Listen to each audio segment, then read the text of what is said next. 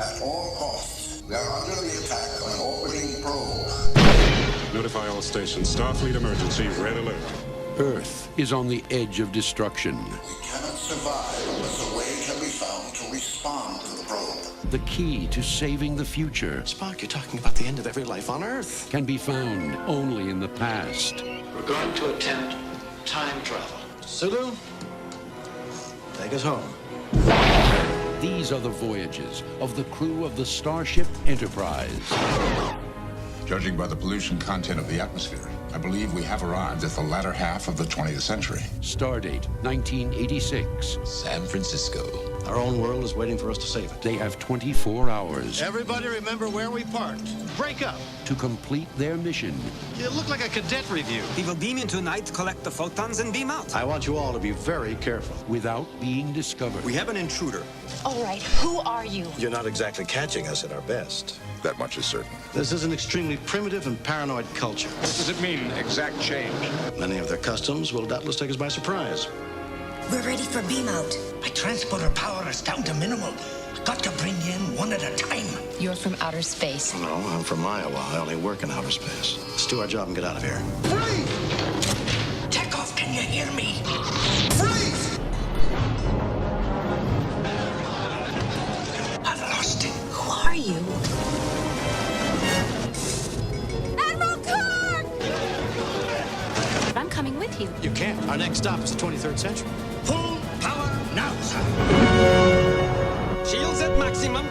Steady. Hold on tight, lassie.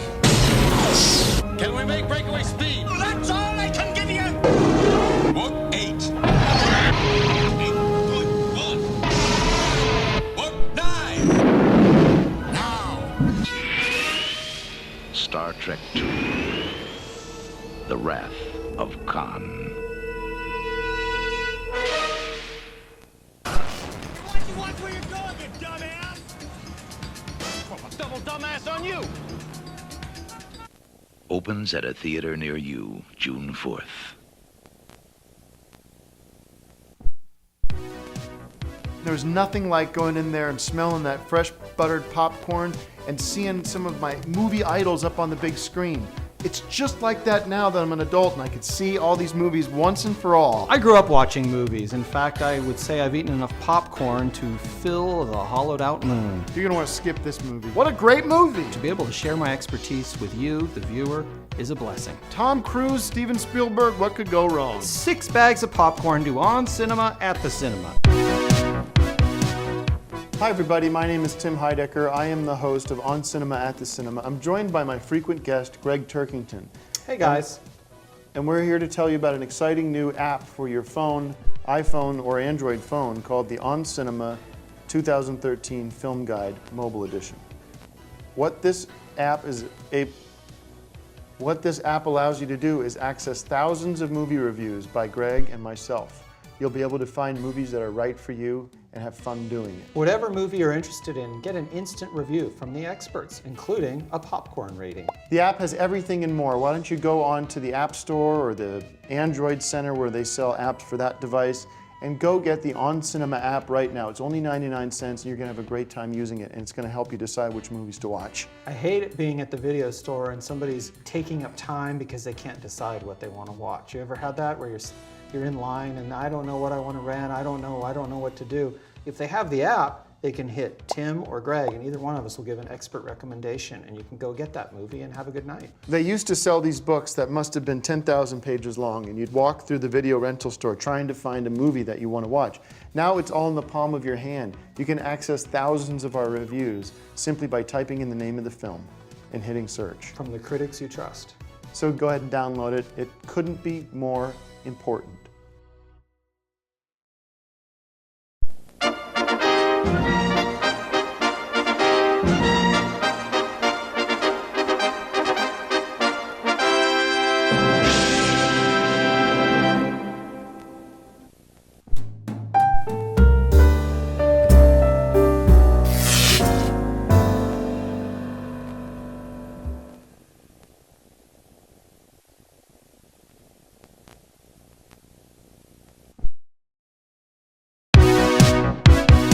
I love this movie. I'm Tim Heidecker, and you're watching On Cinema at the Cinema. Quiet on set! It's On Cinema at the Cinema with me, your host, Tim Heidecker. Hi everybody, welcome to On Cinema at the Cinema, season premiere of season 3. My name is Tim Heidecker, and it is a movie where we review movies for you, tell you which movies we want to recommend and see. My guest today is Greg Turkington. Hey guys, good to be here, and of course I've brought lots of expertise with me this season.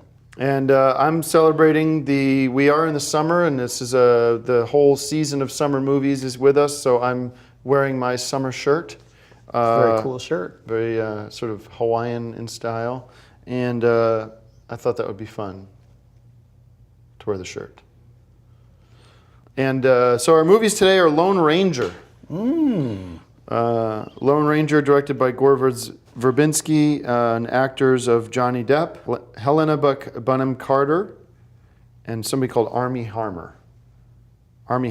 And this is a typical story of the Native American warrior named Tonto, recalls stories of how Johnny Reed, a man of the law, transformed himself into a legend of justice who is called Lone Ranger. But they do reveal his name in the movie. That's one of the fun parts about this movie. I liked it a lot. Let me just get into it.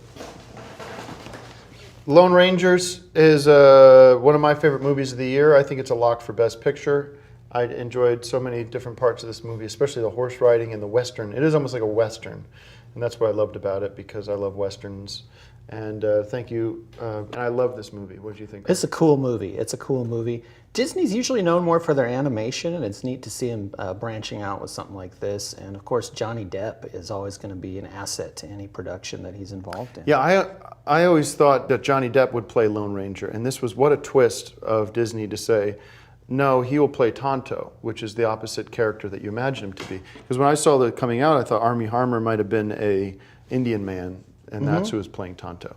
So this was a big switch, and I thought it worked. Well, it's movie magic, and part of movie magic is misdirection, just as with real magic. And yeah, Tonto is a more important character than the Lone Ranger. Okay, well, I'm giving this as high a score as you can give, which is 6 bags of popcorn and 5 bags of soda. The highest score is 5 bags of popcorn. I'm going to dock it 1 point, actually 1 bag of popcorn, because I think the film should have been directed by Tim Burton. I think it would have been a better film.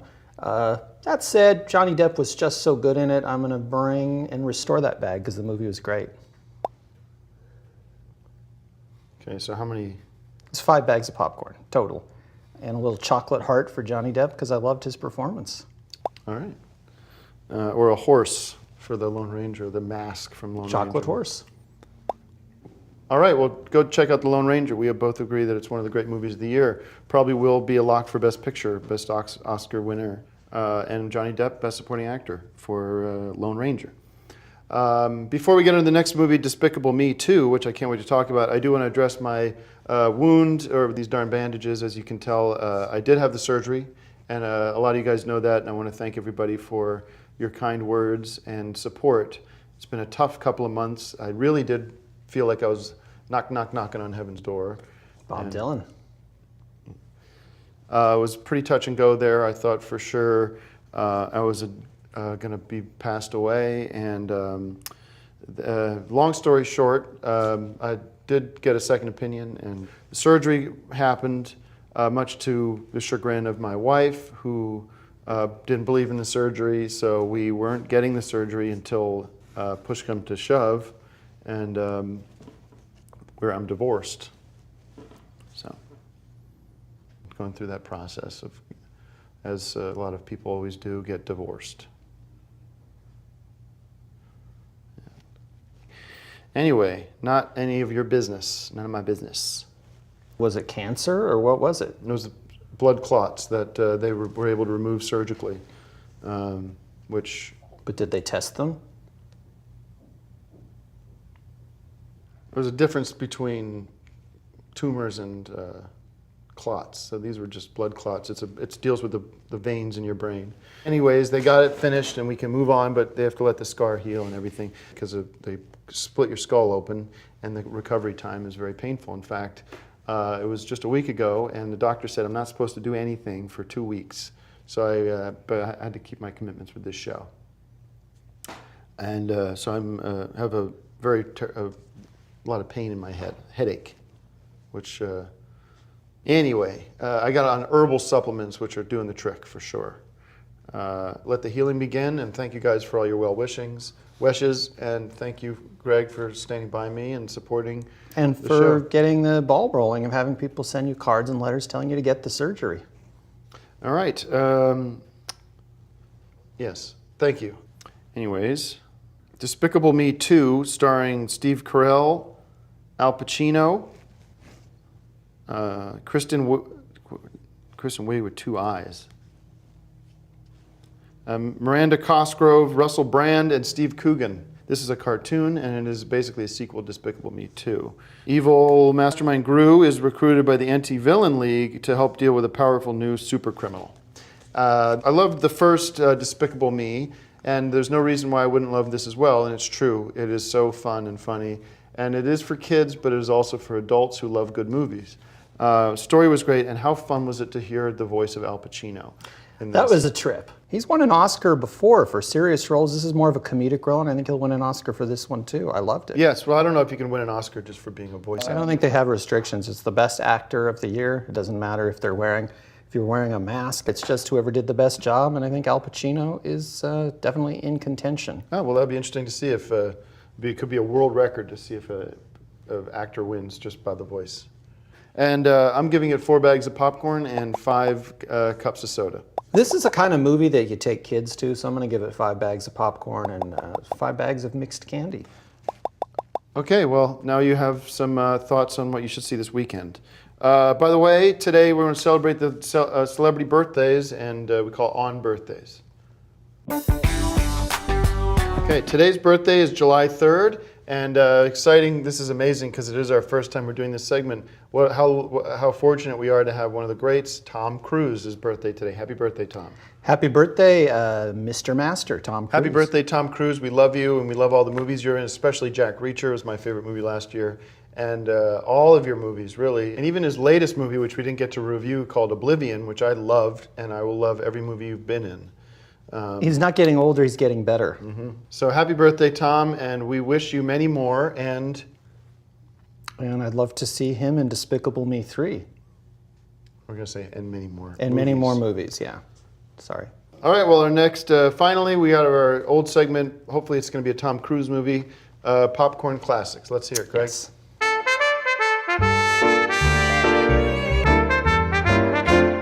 This week, my popcorn classic is 2 Weeks' Notice with Sandra Bullock and Hugh Grant.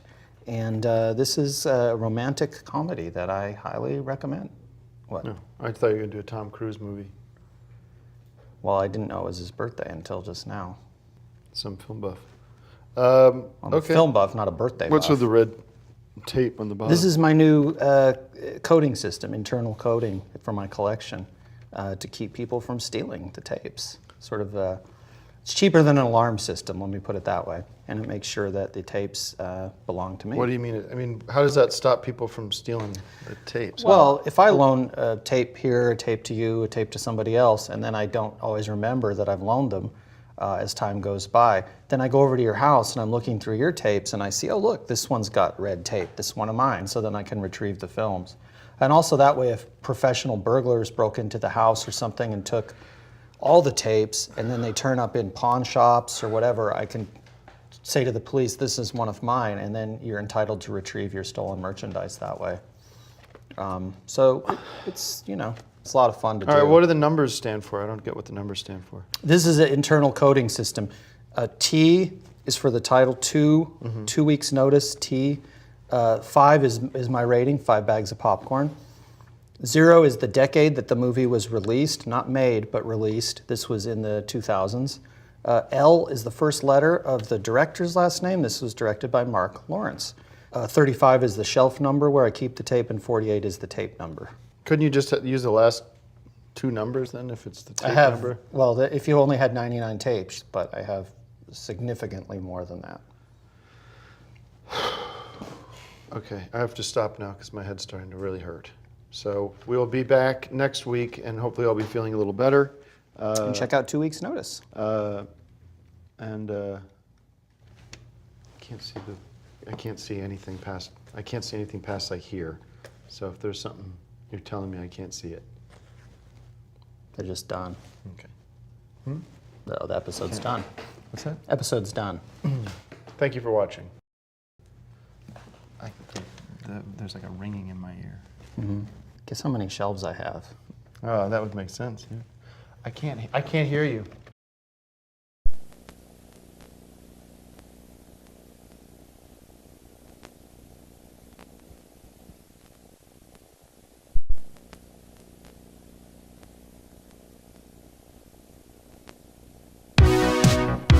This is a great movie. You're not going to regret it. You're going to want to skip this movie.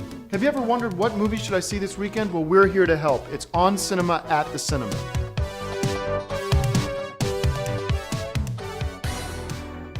Hi everybody, my name is Tim Heidecker and you're watching On Cinema at the Cinema. This is a movie show, or it's a web show about which we review movies and have with a guest who also reviews the movies, who is Greg Turkington. Hey guys, good to be here and good to see you, Tim. Thank you very much. And Grown Ups 2 is the movie we're talking about today, directed by Dennis Dugan. Starring this, of course, this is an Adam Sandler movie with Steve Buscemi, Kevin James, David Spade, Chris Rock, Maya Rudolph. And Lenny has relocated his family to where he and his friends grew up. This time the grown-ups are the ones learning lessons from their kids on a day full of surprises, the last day of school. So this is one of those last day of school movies. The great Adam Sandler has returned. The first Grown Ups was one of my favorite movies of combining summer comedy with some pretty gross out comedy style humor, which I love, and great to see that Saturday Night Live gang coming back together. They are sort of the original, not ready for primetime players, and that's why I give this movie 5 bags of popcorn. Yeah, I love the movie too. I think that the title is a little misleading. Grown Ups 2 should be for grown-ups only because it's pretty raunchy. I'd feel strange showing this to a kid, but that said, I'd feel great showing it to an adult, and I think if you're an adult, you should definitely see it. I'd give it 5 bags of popcorn and maybe an empty bag to throw up into, because it's kind of a gross-out movie. All right, the other movie discussed is Pacific Rim. Disgust is how I felt when I watched Grown Ups 2. All right, Pacific Rim, directed by Guillermo del Toro. It's a weird name. Yes, this is an alien attacks Earth, a bunch of nobodies, so I'm not even going to mention who starred in it. When an alien attack threatens Earth, giant robots piloted by humans are deployed to fight off the menace. So this is an alien attack adventure movie. Very interesting sci-fi movie for me. I give it 2 bags of popcorn because I thought it was not very interesting, and I thought that Tom Cruise should have been in it. Because I don't know why they bother making these movies where it's an alien movie, an adventure, and there's no big stars in it. So I didn't care for this movie. I thought it was junk. Well, Tom Cruise wasn't in the original Alien movie, and I think you'd give that 5 bags of popcorn. So I think you should give this 5 bags of popcorn, which is what I gave it. I love this movie, and I look forward to many more in the series. Tell you what, why don't I adjust the rating after you made a good point. It doesn't have to have Tom Cruise in it. Let me throw 2 bags back in the mix and give it 4. So it will be 4 bags from me. I do think that, though, Hollywood should take notice that we are not going to keep seeing movies if it's not going to have big movie stars in it. Charlie Day is not a movie star. Somebody named Idris Elba is not a movie star. Charlie Hunnam is a joke. And if you're saving money, if that's what this is about, saving money, well then guess what? I'm not going to pay money. But, you know, today's nobodies are tomorrow's stars. I think if you saw Risky Business when it first came out, you'd say, oh, who's Tom Cruise? I never heard of him. Well, he went on to be one of the biggest stars of the generation. Because everyone knew Tom Cruise by then. He was one of the biggest stars on TV. That was his first movie. Yeah, but he was already a big TV star. Well, so are these people. Hollywood this is your warning. Don't keep putting out these movies that have cool ideas and cool sci-fi, but don't have any stars I want to see. So next time, think about who you're putting in this movie. Even Tom Hanks would have been good. But a lot of these stars are getting older, and you need a new generation of stars to replace them. And the best way to do that is to give them a chance in movies like this. I love the movie. I'm saying it's so hard to put somebody like, even if you want young, go Channing Tatum or somebody of that caliber into the film, and we'd all enjoy it much more. Still, 4 bags of popcorn. And let's do a popcorn classic.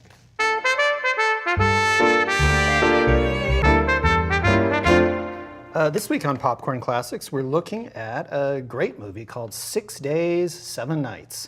It's an action romance with Harrison Ford, Indiana Jones, the original Han Solo, lots of other films, Patriot Games, and Anne Hesh, bit of eye candy for the guys. Harrison Ford delivers in this film. It's pretty exciting, got a little bit of romance for the ladies, and it's just a fun package. I loved it. And of course, if you know my rating system, 5 bags of popcorn. Always look at the second digit on the front of the tape for those of you who are in the know. I remember when this came out, it was kind of considered a big flop. It was a critical darling, and I loved it, and I wouldn't call it a flop. This was a movie that sort of didn't appeal to all audiences because it sort of brought back the old Casablanca style of movie making, or some of the old Bogart and Bacall, that kind of chemistry that these two had in this picture. So I absolutely can't recommend this film enough, and I would give it 5 bags of popcorn. All right, thank you. And thanks, Harrison Ford. Thank you, Harrison Ford, and thanks for watching. And we'll one see you last guys. thing. It's not your birthday, but doesn't mean I can't get you a present, especially because you've been through so much. And just to sort of as an appreciation for all that you've done for me and for the audience, I've got some new uniforms for us to wear as co-hosts of the show. They're popcorn butter yellow, which is kind of cool because, of course, the popcorn rating system. This is something you can wear next week on the show and every week. Just to, I don't know, it's a neat idea. All right, well, thank you. What size is this? Extra large? One size fits all. Extra large. Well, thanks, Greg, and thanks for watching.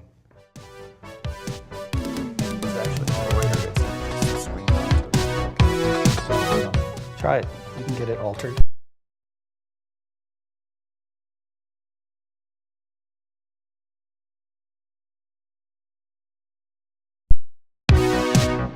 These are great movies! When you got movies like Tom Cruise in them, you can't lose. 6 bags of popcorn, 2 sodas. It's On Cinema at the Cinema with me, your host, Tim Heidecker. Hi everybody, welcome to On Cinema at the Cinema. My name is Tim Heidecker. I'm the host of this show, and it is a movie site. It's a movie review show. My guest is Greg Turkington. Hey guys, I'm here to provide expertise. Okay. Before we get in to our reviews today, I just want to mention we are currently selling the On Cinema mug, and it's a really great mug, which I've been enjoying. It's got on the back here, it came from a saying that my guest, Greg Turkington, said, "Thank God for coffee." And I said, it's like TGIF, and so I say TGFC. Or thank goodness for coffee. The more coffee you drink, the more movies you can watch. I'm not so much of a coffee guy, but you are a coffee addict, and you can put anything into this. This is my used mug, so it has some. Actually, it was my wife's, and now I've got everything in boxes. So I just found this the other day, and soup is good in it. And hot tea. All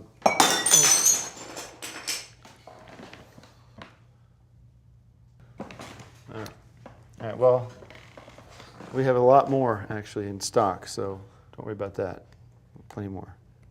Our movies today, one is called Turbo, which is a 3D animated movie, and it's actually opening today. It's directed by David Soren, starring actor Ryan Reynolds, one of my favorite actors, Burt Reynolds' son, Paul Giamatti, and Giamatti.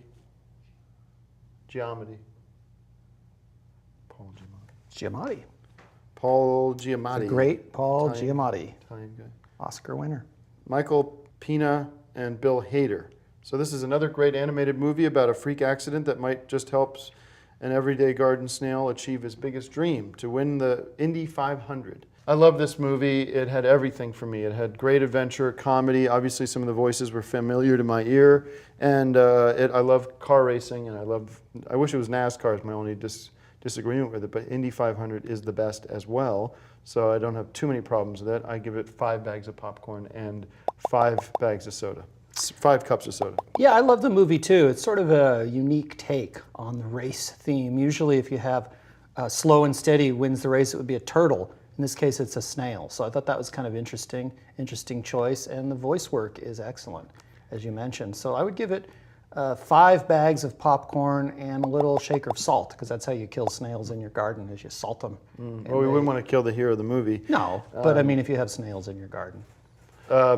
I just thought it was so interesting how was watching the movie and I never knew what was going on, which I like that sort of era of mystery. And it didn't treat me like a child.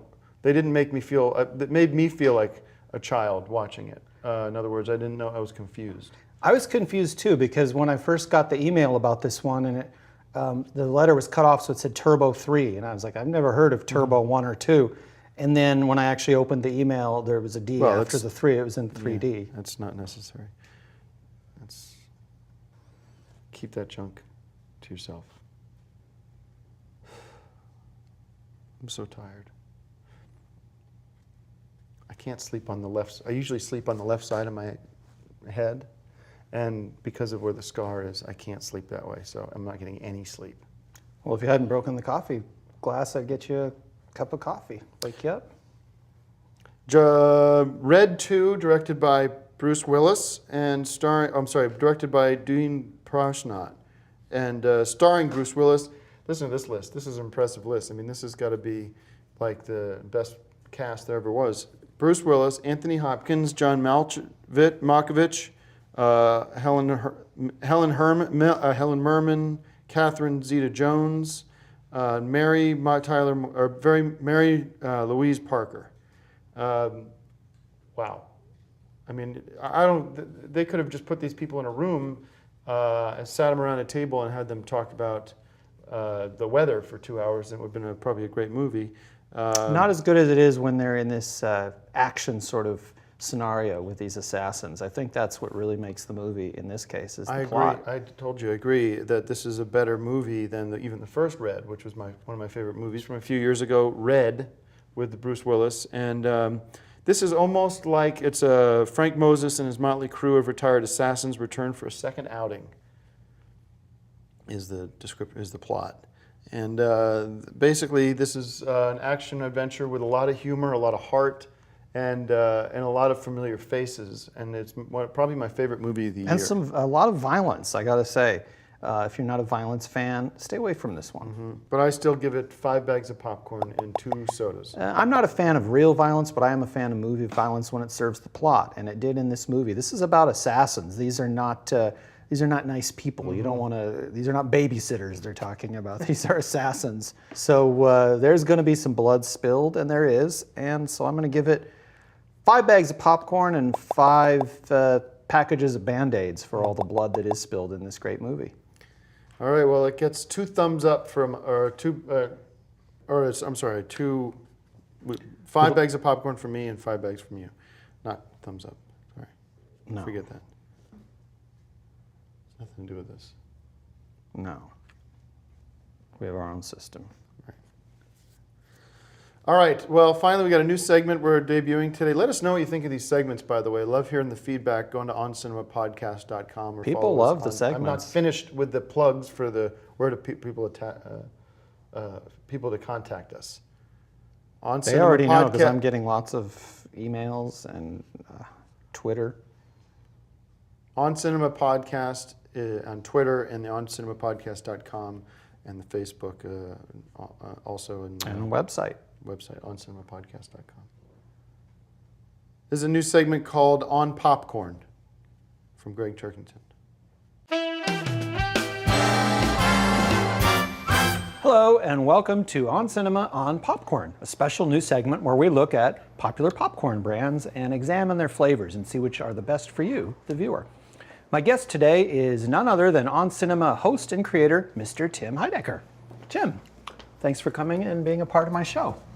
Tim, I'm going to ask you to try some of the top popcorns on the market today and give me your opinion. This is the type of thing that you would eat if you were at home watching a real movie. You'd pop some up. Now, anyone who watches On Cinema knows we rate the films using a 5-bag system. We thought we'd turn the tables and give the popcorn a 5 videotape system. Okay. These are my threes. These are the three that we're going to choose from. Oh, hold on. We need you to clear your palate first by having a bite of barbecue potato chip and a sip of water to clear your palate so that you can start from scratch and then try our first popcorn, which today is Orville Redenbacher, the Cadillac of popcorn. Okay, now just take a handful and take a bite and see what you think. I got a lot of barbecue in my mouth now. Clear the palate. Okay, all right. Orville Redenbacher? Orville Redenbacher right here. See what you think. One of the all-time original popcorns. Yeah, it's good. It tastes like movie theater popcorn, kind of buttery and salty and popcorn. All right. So on a scale of 0 videotapes being the worst and 5 videotapes being the best, what would you rate Orville Redenbacher? I guess I'd do 4 videotapes. Okay. Cleanse the palate, and we'll move on to our next flavor, which is actually Pop Secret. Okay, Pop Secret? Yeah, Pop Secret is one of the original microwave popcorns. They may have invented it, in fact, for all I know. What do you think? This one has, like they cooked it too long. It's like a little overcooked.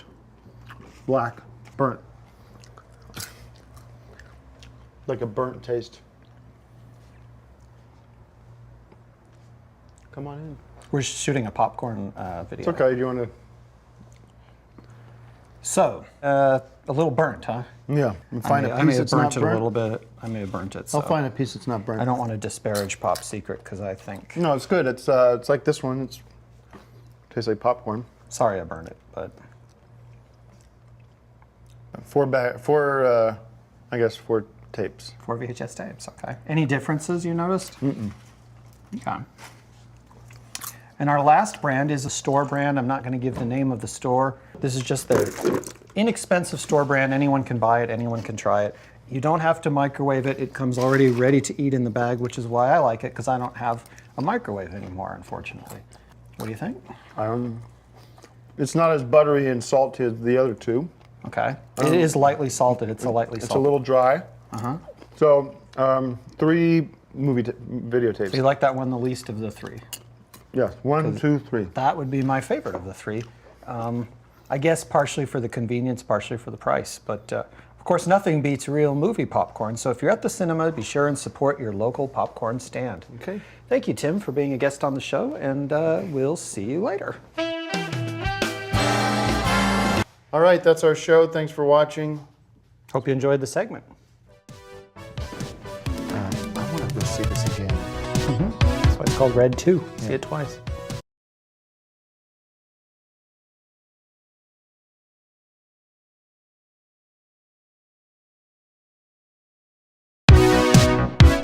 This is a great movie. You're not going to regret it. I'm Tim Heidecker. Great guests, great conversations, and a few arguments. It's On Cinema at the Cinema. Hi everybody, welcome back to On Cinema at the Cinema. My name is Tim Heidecker, and this is our show where we talk about movies, or actually review movies. This is the episode for this week, and my guest is Greg Turkington. Hey guys, good to be here and to be part of the On Cinema family. All right. I am, my head's in about 1,000 places. I got back into this too quick. Well, let's just talk about the movies. I could use another month. And if you need a break or something, I'm always happy to host the show. All right.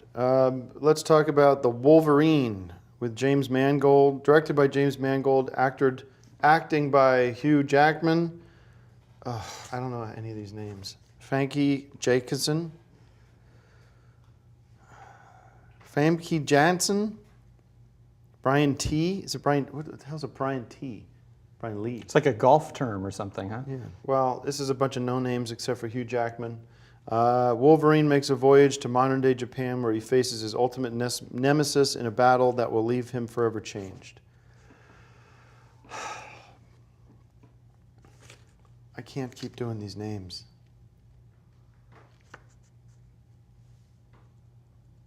If it's going to be is this a foreign film?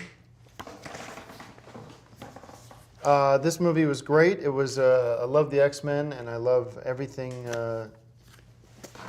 I love a great action movie. 5 bags of popcorn and go see this movie because it's the X-Men and they deserve everything. And I'm a big X-head. That's what we call ourselves, us X-Men fans. So there was a lot of anticipation about another Wolverine movie, and I have to say this is kind of the Gone with the Wind of Wolverine movies, the old Clark Gable classic, in that it's a long movie. If you've got back problems, bring a pillow, have a couple cups of coffee, because this one goes on and in the best possible way. I love the Wolverine. It could have gone on for 24 hours. I would have been happy. If you're gonna bring coffee, bring your On Cinema mug. That's available now in the store, so pick that up.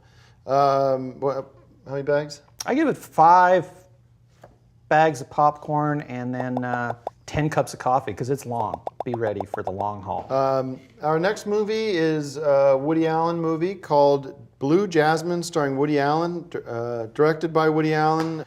Let's hear it for Woody Allen. I'm a big back Woody in the Allen saddle. fan, so this is kind of neat. I think he's made 100 movies, and this will be his 101st, with Kate Blanchett and Alec Baldwin and Peter Sarsgaard and Louis C.K. Louis C.K. What's his last name? This is an abbreviation. Those are initials.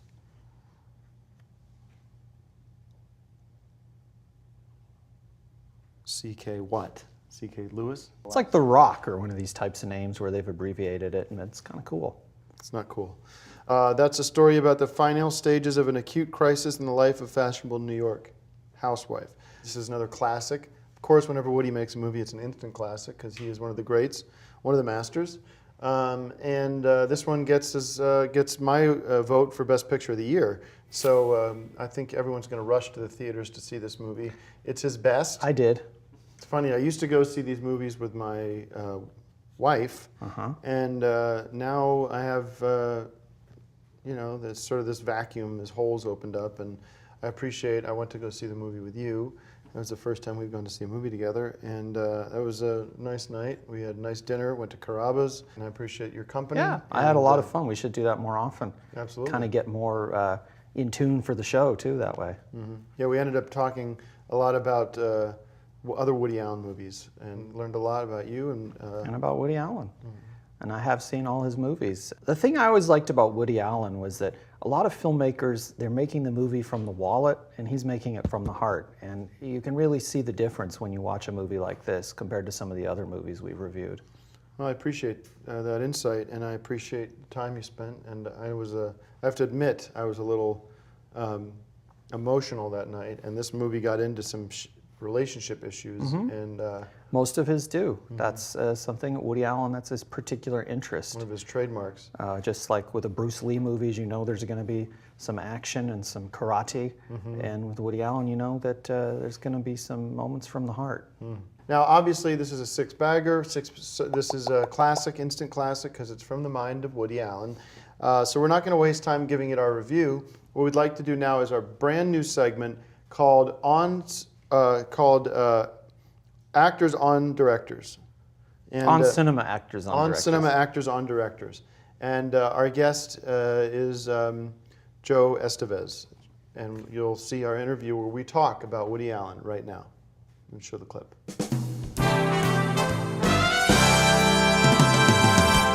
Hi, everybody. Welcome to OCP Stars on Directors. That's On Cinema Presents Stars on Directors with my guest, Greg Turkington, and a special guest. Creator of the segment. Co-creator of the segment. I like creating these special segments, and it's a lot of fun. This should be a fun one. Let's welcome our guest, the movie star, Joe Estevez.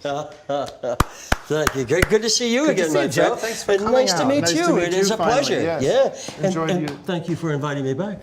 I love it. Yeah. Well, we're here talking about the films of Woody Allen.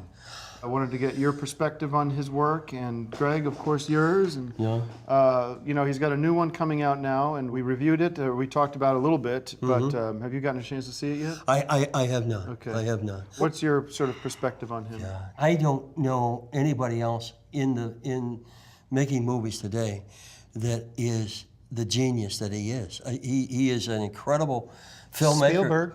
Steven Spielberg. But can he play a clarinet? I don't know. I mean, he plays the piano. All right, yeah. But an accomplished musician. I know he's won Best Director. He's won Best Writer. I know he was nominated for Best Actor. I don't know if he Yeah, won I Best think he Actor. won a couple times. Yeah. If you had a top 10 list of American directors, where would he be on the list? He'd be about number 3. Yeah. Behind Spielberg and who else? Behind Hitchcock, and maybe he'd be number 2. What do you think is the thing that is funny about him, though? I mean, why do we laugh when we see Woody? I actually can't. Since my surgery, I've not been able to laugh. Oh, gitsy. No, it's not. You don't it's laugh. not a. You don't laugh. It's not a. I mean, I still find things funny, but because of where the took the funny bone out, did they? The funny bone? No, there is a part of your brain that affects the ability to laugh, to make the sound of laughter.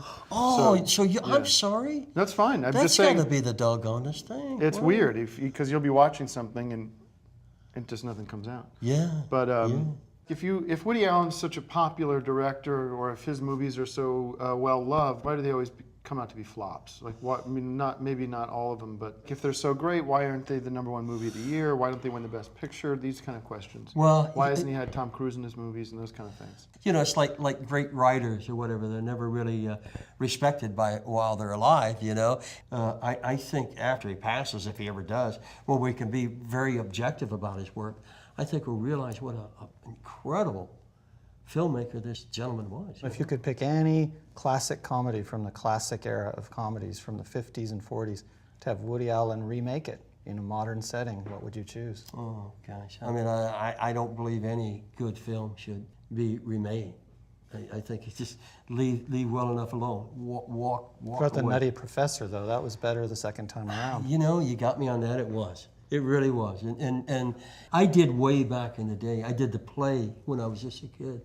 Play It Again, Sam, and played the Woody Allen character. In playing it, all the nuances that I would find, the gags between it. No, it's a play. Oh, okay. Yeah, and since I did Play It Again, Sam, I've always respected his talent. And who's the new Woody Allen? Who's going to fill his shoes? It would have to be somebody like an Adam Sandler or Eddie Murphy or somebody of that nature. Yeah. I would like to see him in, like, say, one of the Star Wars or Raiders of the Lost Ark or a series like that, just in a cameo, because I think it would sort of make things more interesting for the viewer if Woody popped up here again. That would be incredible. Depends on what they're offering him money-wise, you know. Yeah, he's probably got so much money now that he could. Of course, he lives in New York. That's an expensive city. You got to think his rent's got to be $3,000 a month. So he's probably only got $2 billion then. No. I always wonder why you couldn't have a Woody Allen movie that took place in Texas. It's always New York. Well, he Paris. made one that took place in Texas. What was it? The not Manhattan. Where was the Yellow Rose or the Purple Rose of Cairo? Where was that? Texas. There you go. Yeah, but you know, with the old adage, you write what you know. You know, Mr. Allen knows New York, so that's where he's gonna. And they love him there. They do love him there. George Lucas isn't from space, and he writes movies about space. So. Yeah, but he's in space. Right. Yeah, I won't go. Anyways, Joe, thank you very much for coming on the show. What a We pleasure. appreciate- What a pleasure. Thanks a lot. I had a ball. And we'll get back to the show. All right. Well, thanks. I thought that was an interesting segment. Thank you to Joe Estevez for coming by and sharing his insight. And thanks for watching.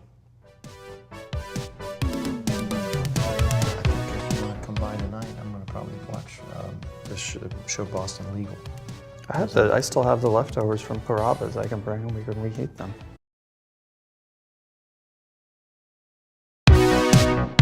These are great movies! Ah, man. This movie had it all. It had action, drama, comedy, suspense, and dance. It's On Cinema at the Cinema with me, your host, Tim Heidecker.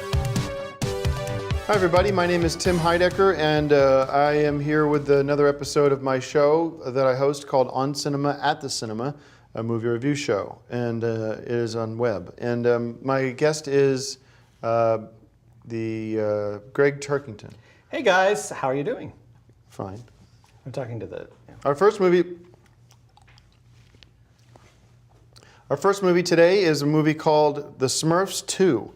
And boy, have we had embarrassment of riches the past several weeks with sequels and animated sequels, and especially, but also just regular like sequels like Red 2. The Smurfs 2 is directed by Raja Gosnell, sort of an Indian name, but with an American name in the back. Sounds like a Smurf name, doesn't it? Yes. We have, this story is about, we got Jonathan Winters in this movie, the late Jonathan Winters, and Christina Ricci, Neil Patrick Harris, and Anton Yelchin. And the Smurfs team up with their human friends to rescue Smurfette, who has been kidnapped by Gargamel since she knows a secret spell that can turn his newest invention, creatures called Naughties, into real Smurfs. So a very, very complicated story for Smurfs to get involved with in this episode of Smurfs.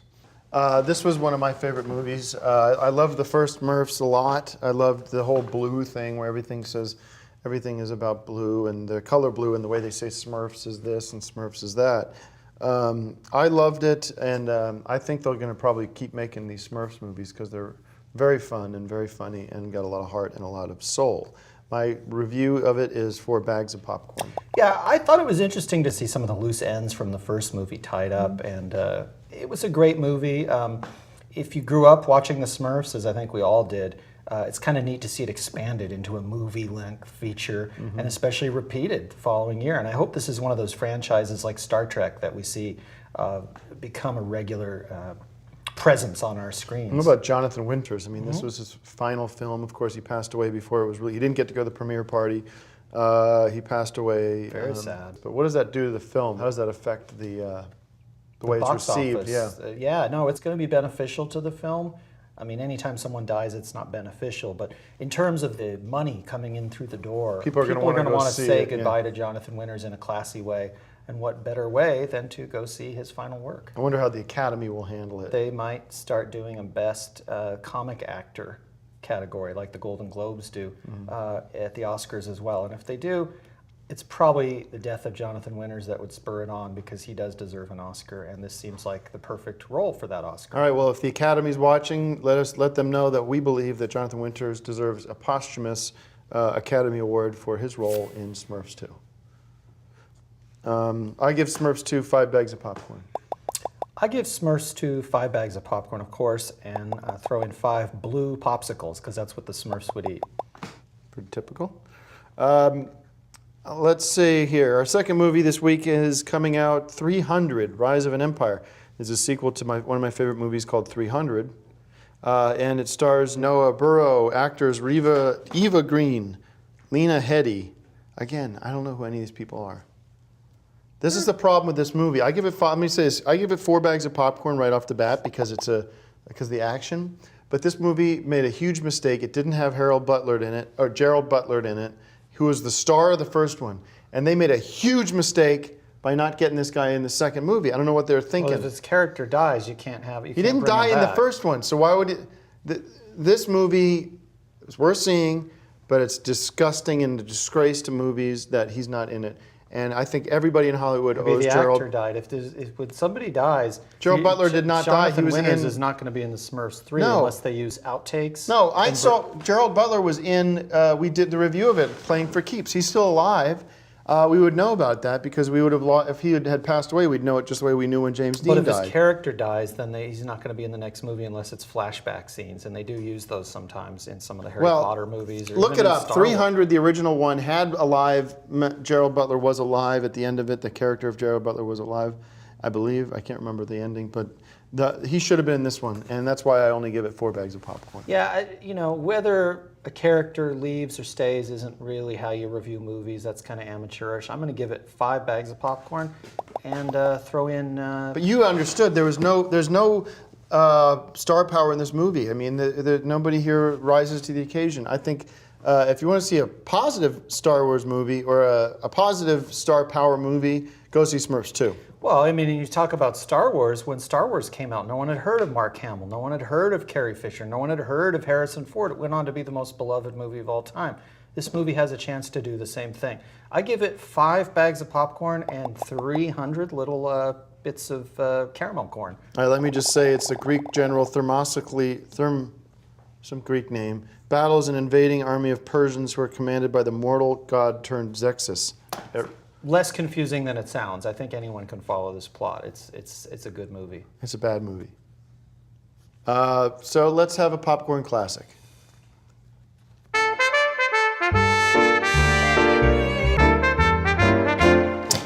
My popcorn classic today is Jack Frost, starring Michael Keaton, and it's a family film, kind of a Christmas movie. And you might say, why are we doing Christmas movies in summer? Well, the good Christmas movies are movies you can watch year-round, just as you would watch a summer movie sometimes in December. It doesn't make a difference if the Sometimes when movie's I want to watch, if the temperature's very hot, you want to put on a cool movie. sort of as a way to cool off, you know, if you can't get to the beach, that might be a fun trick. It's a cool movie. He's the world's coolest dad. So this is definitely one you should see. And this movie is sort of historic for me personally, because I'd like to announce right here on Cinema that I am launching an effort to get in the Guinness Book of World Records. And this is the first movie that I watched as part of that effort. I watched this last night. I'm doing something called 500 Movies in 500 Days, where I'm going to watch 500 movies in 500 days, get in the Guinness Book. I think I can do it. I watched 2 last night, so I'm already 1 ahead. It has never been done that I know of. This is the official World Records submission form, which I'm going to fill out. Look at that, a little Guinness World closer Records, to official World Records. exactly. I'm not going to fill it out yet. I'm going to wait till I've got 400 films under my belt. And I need 3 witnesses. They don't have to watch the entire movie with me, but they have to verify that I did actually watch the movie. So I could sure use the support of the viewers out there. Some of the movies I'm going to watch at home, that still counts, but a lot of them I'll see in the theater. So if you see me in the theater watching something, come up and you know, wish me luck, cheer me on. All right, well, that's pretty cool. I'd love to support you with that. And everybody, as Greg said, go out there and get online and find and just show your support for Greg here, and even in the comments here, let us know what you think about this crazy idea to watch 100 movies in 500 movies in 500 days. Right. And if you have any suggestions for movies you want me to watch to be part of this, let me know. I was going to say, you might run out of ideas. Oh, I got more than 500 movies in my library, but I'm trying to watch movies I haven't seen before, which makes, I don't have to do that to get in the book, but it's just my own personal little thing that I'm throwing in. How many years is that? It's just over a year. 500 days is 365 days in a year. So another 135 days. So it's going to be a busy year, but it's going to be fun. I really am looking forward to this. What happens if you, like on Christmas or the holidays or something like that? Would you? I will watch a movie on Christmas, so that shouldn't be a problem. Like I said, I've already got 2 movies on the first day. I'm going to try to get ahead, and that way if I get sick or if I'm working. All right. Well, thank you. Interesting, very interesting stuff there. And go see Smurfs 2. That's my official recommendation. 5 bags of popcorn. 5 bags. And Rise of the Empire of 300. Could use a lot more Gerald Butler, but still worth checking out. I thought it was good. I didn't need Gerald Butler. I love the movie. 5 bags of popcorn. Thanks for watching. How does this work? I'm going to need 3 witnesses that sign off that showed that I watched the movies. They don't have to watch the whole movie with me. But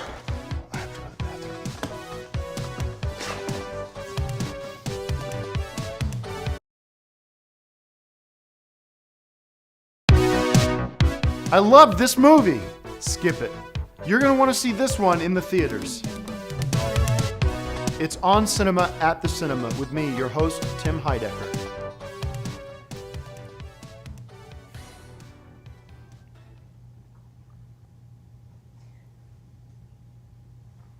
All right, welcome to On Cinema Podcast. Damn it. On Cinema at the Cinema, my name is Tim Heidecker, and this is my show where we talk about movies, and my guest is Greg Turkington. hey guys, good to be here, and especially with these 2 movies that you have for us today, Tim. We have a couple movies we want to get through today. Sorry, Yes. I'm in a rush because I have to leave very soon for a doctor's appointment, and then off to the lawyers for some bullshit. My movie today is Percy Jackson, Sea of Monsters, directed by Thor Freudenthal. Yeah. And stars Logan Lerman, Sean Bean, Nathan Fillion, Stanley Tucci, and Jake Abel. Bunch of no-names again. It's a bad year. It's a good year, actually. The son of Poseidon and his friends embark on a quest... hold that. On a monster to find a fleece. And stop an ancient evil. This is a really fun movie. It's kind of like, I would say it's sort of like The Hobbit underwater, you know? Hobbit meets Jaws, if you will. These sort of fantastical characters, much as we loved in The Hobbit, but in an under the ocean setting. And so, of course, I really liked it. I would hope that this is the beginning of a new franchise. That's always a neat thing to be part of, is to be present when a new franchise starts. And I think the Percy Jackson franchise could go down to history as one of the best. I give this 5 bags of popcorn and a cup of water in which you can drop a plastic hobbit. Also, I give it 5 bags of popcorn to stay on point with you. I appreciate that. I didn't get a chance to see this one, but I trust your opinion, so. You didn't see the movie? I saw the trailer, and I gave it 5 bags of popcorn. Seems like a movie I'd like. Poseidon. You'd like it. You love The Hobbit, so it's I love it's the neat. Poseidon Adventure, so this is the son of Poseidon. Imagine Shelley Winters and that gang wasn't in the Poseidon Adventure, but taking place with Bilbo Baggins and Gandalf and things like that. That's kind of what you're looking at with this. It's fantastical and fantastic. Well, it sounds great to me, and I'm sure it's a fine movie, so 5 bags of popcorn for that. The next movie is Elysium, directed by Neil Blum. All these names. Neil with 2 L's, stupid. Blomkamp. This is a practical joke. Matt Damon, Jodie Foster, Charlotte Copley. Matt Damon, I know. And Jodie Foster. He's great. Set in the year 2154, it's a science fiction movie where the wealthy live on a man-made space station and the rest reside on a ruined Earth. A man takes on a mission that could bring equality to the polarized worlds. So this is not only an action movie, but science fiction, and I got a message about politics. And this is a little too much of about like a liberal kind of thing for me, because of Matt Damon, and it had sort of this negative attitude towards blacks. That's not the way I saw it. I saw it as a popcorn Set in the year 20. I didn't see this one. I didn't see it. 5 bags of popcorn because I like science fiction, so I recommend that one. I'm sorry, it's just been a hard week for me to get out and see movies. Well, you know, sometimes movies are a good way to take your mind off your problems, especially a movie starring Matt Damon. First of all, when you're moving, when you have, they make you come in for testing every 2 days, and they're taking blood and they're taking fluid out of my spine now. But you know, a lot of the actors in these films have problems too, and they show up on set and they do their job, and you end up with a good movie out of it. And neat film. Well, we have a big happy birthday going out to M. Night Shyamalan, who directed one of my favorite movies, Signs. Thank you, M. Shyamalan, for the gift of filmmaking that you're a part of, and a happy birthday, M. Night Shyamalan. And I would love to see you work with Bruce Willis. It's a little bit too much, which is why I asked you guys to give me an extra month. I can't keep coming in here each week, and you expect me to move heaven and earth to see all these movies. Half them jump. 2 movies? I honestly haven't had. First of me, there's no movie theater from close to where I am now. Then you can get me screeners. Then you can get me screeners. Sorry. All right, let's go to popcorn. On cinema, on location. Cut to that. Whichever one we have. Hollywood, California. Every street has a story, and these are but just a few on cinema, on location. Hey guys, welcome to another episode of On Cinema, On Location. We're here in front of Excelsior High School. Well, if you don't know anything about movies, you wouldn't know this, but Excelsior High School is actually the setting for Rydell High in Grease 2. Grease 2, the musical, and some of the songs were shot and filmed right here at Rydell Excelsior High School.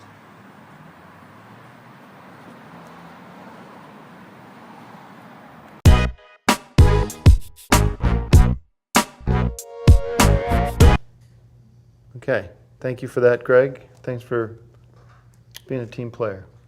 Yep, and again, Percy Jackson, 5 bags of popcorn? Yeah, 5 bags of popcorn. See you next week. Thanks for turn the lights on. Thanks for watching. don't talk to the audience like that. Talk to me. If you're not talking to the audience, someone has to talk to you. I gotta go. I get to the doctor.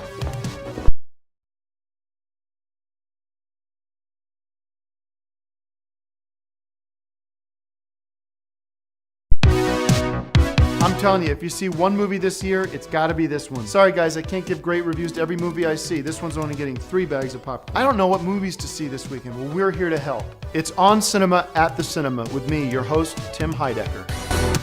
Hi everybody, my name is Tim Heidecker. I am the host of On Cinema at the Cinema. This is my show where we talk about movies and review them. And before we get into the reviews today, I want to apologize for my behavior last week. And it's just unacceptable for me to say I didn't see these movies.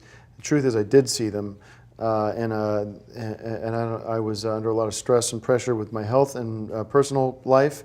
But I can assure you that I've got some good news about my health.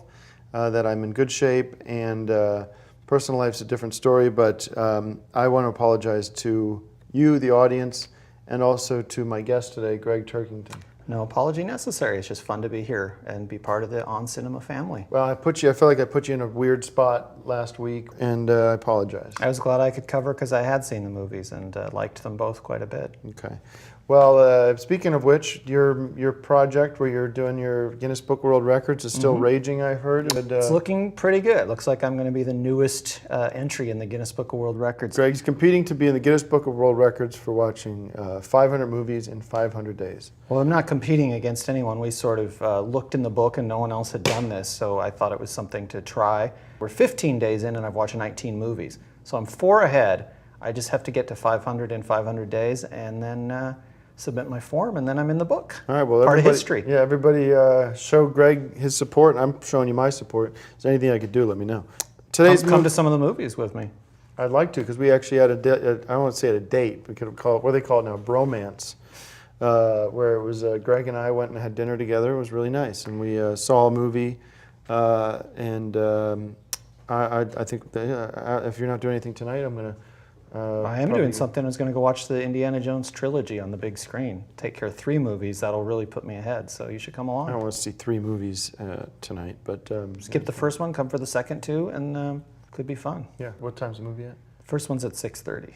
Crab is at 5:30. 4:45, because they're kind of slow. Okay. Kick-Ass 2, starring Jim Carrey. Another great Jim Carrey performance. Chloe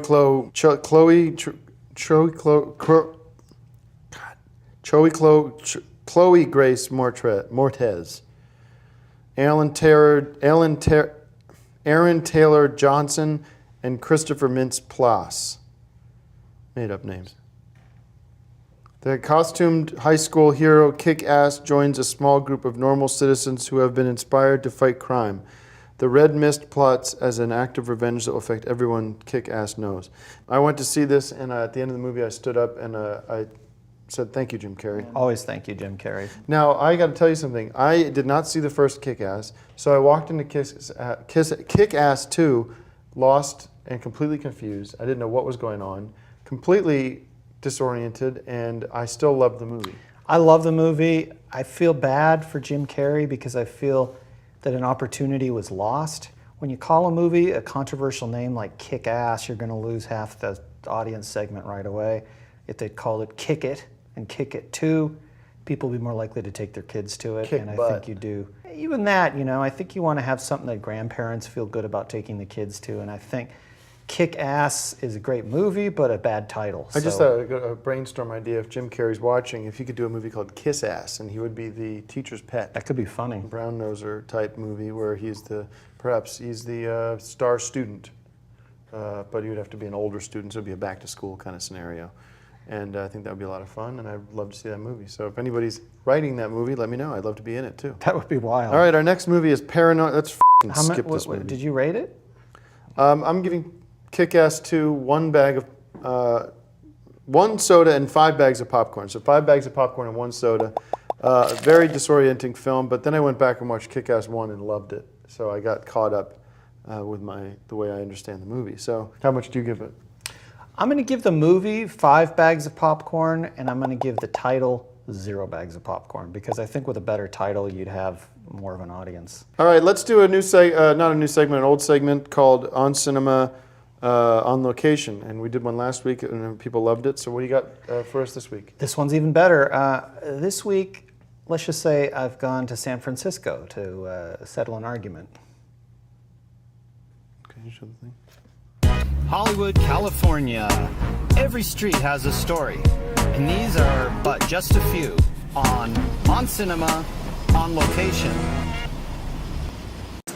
Hey guys, we're here at the site of San Francisco's famous Star Trek II filming location. If you've ever seen Star Trek II, you will see Spock and Captain Kirk standing right here in Star Trek II in front of this backdrop.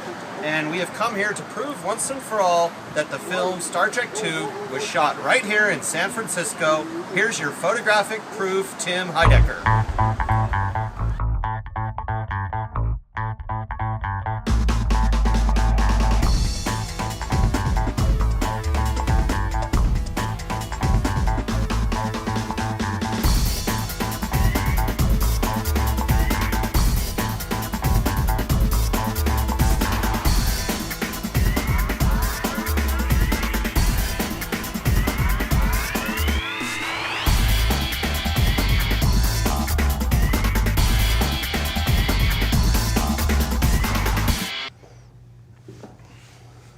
Are you joking?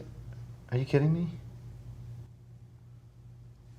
Well, that didn't prove anything. Yeah, it did. No, because it we didn't had the prove footage. anything, Greg. We had the You footage can't and we had the still. Yes, you had footage from Star Trek 4, and you just said it was Star Trek 2. It was Star Trek 4. No, I had footage. No, shut up for a second. I had show you footage something. from the street of Shut San up. Francisco. I didn't have This footage was from given Star to me Trek by 4 one of because you you guys can't out use there. the footage. Shut up! This was given to me by a fan out there. He sent it to me. Thank you very much. This is the novelization of Star Trek 4: The Voyage Home. Okay, this is a novel by Vonda This will settle the deal. Listen to this. But their trip is interrupted by the appearance of a mysterious, all-powerful intruder. Suddenly, Kirk, Spock, and the rest of the crew must journey back through time to 20th century Earth. Only there can they save the future by rescuing the past. And they have San Francisco right on the book. It's not an official book. It is an official book. It's a story by Leonard Nimoy and Harve Bennett. So I mean, Leonard Nimoy's made a whole career of doing things that kind of relate to Star Trek. It doesn't mean it's the official story. This is the official novelization, a novel based on Paramount Pictures' Supreme Space Adventure, Star Trek 4. Exactly, based on this adventure of the whole Star Trek series. It's the general story. It's where they go back to San Francisco. It's not that hard to explain. No, because it's. Have you seen The Hobbit? This is the because they're making 3 movies of The Hobbit, but it's only 1 book. This book compiles the first 4 Star Trek movies, the plots, and combines them into 1 book. Just as The Hobbit book combines the 3 movies. It says Star Trek 4 right here. Not all the Star Trek movies are in this book because then it would just be say Star Trek. All the movies. I could buy a book about the history of the Jefferson airplane and it would mention San Francisco, but that doesn't mean that's the basis of the Star Trek movie. That's what this is, the voyage home. They go back to Earth and are in San Francisco. No, I can't do it anymore. I can't listen to this bullshit from you. That book is a compilation of the first 4 Star Trek movies into 1 book. Chief Medical Officer Christine Chappell stood in the midst of the chaos of Starfleet's command major mission room. Huge curved windows presented by 180-degree views of, let me hear it, San Francisco Okay, what Bay. page is that? What page is that? 59. Okay, that proves my point. If it's that early in the book, it's because the second movie, when you take put them into 1 book, No, Star Trek II, the San Francisco movie, is going to be pretty early in the book. It's going to be somewhere around page 59. This is Star Trek 4. It's all this book is. No, they're telling you that all 4 movies are in 1 book. Star Trek 4, the 4 original movies. It's an interesting book. It's not as full of detail as the 4 movies are. You can't compress 4 movies into a book and have it really cover as much ground. So I would say the book, I give 2 bags of popcorn. But Star Trek II, which is set in San Francisco, I give 5 bags of popcorn. It's a popcorn classic. All right. Well, listen, I have enjoyed having you on as a guest. Well, it's been good to be here and to settle this argument once and for all. Okay, you're right. You're right. I know. Okay, and thank you very much for being a part of this. No, I'm glad that we settled the argument because a lot of people have been confused and renting the wrong Star Trek. Shut up! Thank you for being a part of the show.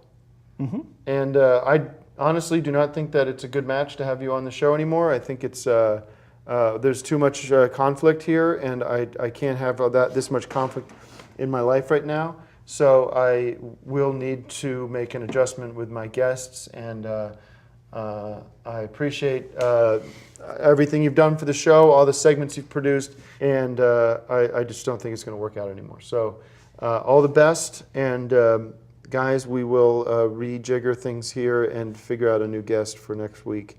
But Greg Turkington's no longer part of the show. So thanks for watching, and I will see you next week. I'm really sorry. Kill Lace. I'm very sorry, but I can't do this. I can't do it.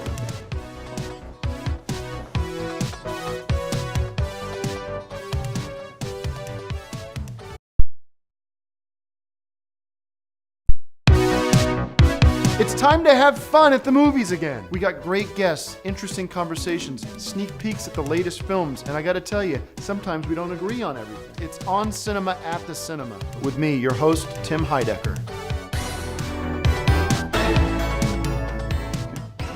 Hi everybody, my name is Tim Heidecker, and you're watching another episode of On Cinema at the Cinema. It's a movie show where I have different guests on every week, and we talk about the movies coming out this weekend, and hopefully give you some advice about what movies to see and which ones to skip. We got some exciting movies this week. I got an exciting guest. This is what I consider a special guest, not necessarily a film critic, but his name is John Aprea, and he's an actor. He was on our Oscar special. And I'm also joined by, welcome back, Ayaka. Hi. How are you, darling? Good, how are you? Great. Ayaka and I, sorry, John, let me just introduce her and then I'll introduce you. Oh, sure. Ayaka and I, as you remember, was staying with our family earlier in the year, and she has come back because she got a job. We're very proud of her. And we're actually officially seeing each other. We're going out, and it's been nice to have that in my life. That's congratulations. Thank you very much. Thank you. It's been 3 weeks. You're a very lucky man. Yeah, She's adorable. She's very beautiful. I love her. I mean, we haven't said, I don't. Well, listen. I love her very much. We can talk about that later. Okay. Hopefully she'd understand me. Anyway, John Aprea has been in movies, many movies, and honored to have him here. His expert opinion on film is going to be valuable, and I hope we can work together some more. I hope you come back again. I want to do it every week. Okay, well, that'd be terrific. We'll see if your schedule permits.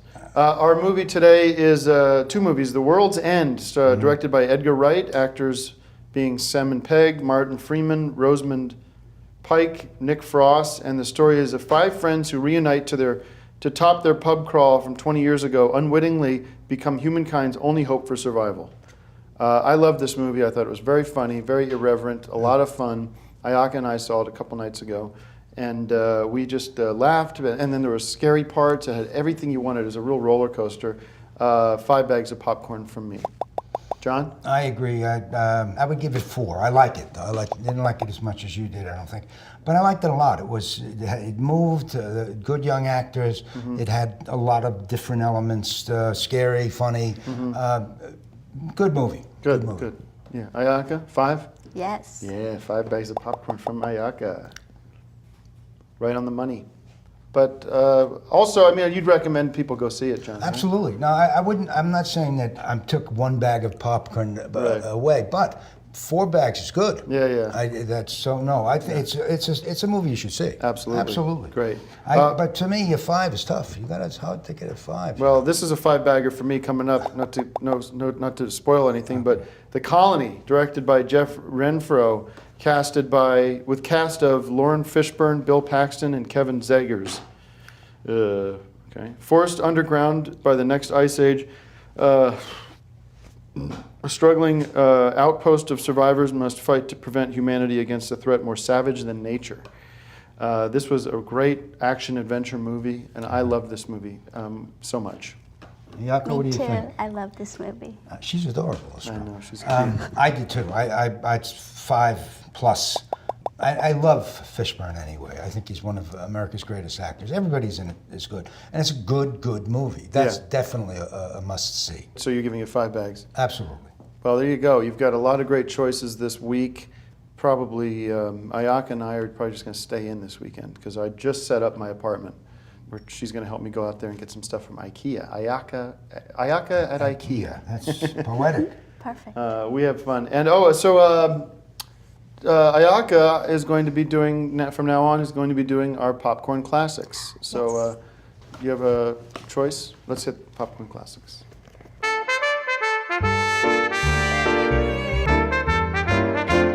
This Airheads.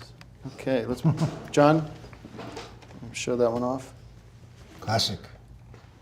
It's a fun rock and roll movie, and you don't have to think anything. You just watch. You just sit back and enjoy Airheads with, who's in that again? Brendan Fraser. What do you think about this one, John? I think this was fun and kind of irreverent. It's a fun movie. I haven't seen it in a long time, but it's definitely worth a look. Yeah, this has got one of her early Adams. You wouldn't call this an Adam Sandler movie, but it is Adam Sandler in it. Yeah. With Steve Buscemi and Brendan Fraser, one of my favorite actors. Yeah. And Fraser and Buscemi are deadpan delights. Sandler's red hot. You know, and that's what more do you need to know? It kind of says it. It's a lot of fun, and this is, I gotta admit, this has been a lot of fun doing this episode with you guys. First of all, having an expert on set, how cool is that? Well, thank you. I appreciate that. And Ayaka is so smart and pretty and full of life. That is true. And there are some directors who would not think of me as an expert. So really? That's another story. Okay, favorite director? Francis Ford Coppola. All right, guys. I just met him again for his new movie, which is a ways away, but I hope I'm in it. Okay. Well, that's pretty neat. Yeah. And I don't know. This has been a lot of fun. So it's just, I had such a tough year, and now I feel finally I'm coming out for air. Good. Thanks for watching. This has been great. Thank you. Thank you. It's my pleasure. It's fun. It's fun. You killed me. You just light up a screen. Yeah. All right, let's get something to drink. I'm sure. Yeah. You want to hit Carrabba's? Yes.